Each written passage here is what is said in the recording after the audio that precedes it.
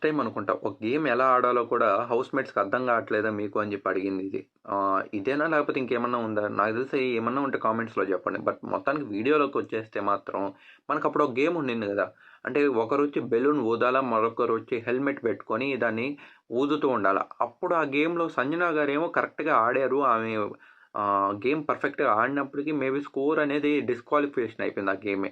But ఈసారి మాత్రం ఆ ఒక ఏ మిస్టేక్ రాకుండా హౌస్‌మేట్స్ అందరూ చక్కగా ఆడారు. ఒక పక్క సంజన గారు, ఇమాన్యుయల్ గారు అనుకుంటా. మరోవైపు తనుజ అండ్ కళ్యాణ్.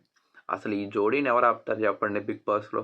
వాళ్ళు ఏ గేమ్‌లో దిగినా కూడా విన్ అవ్వాల్సిందే అన్నట్లు ఉంది. అంటే ఇద్దరు కూడా చాలా చక్కగా గేమ్స్ ఆడుతున్నారు.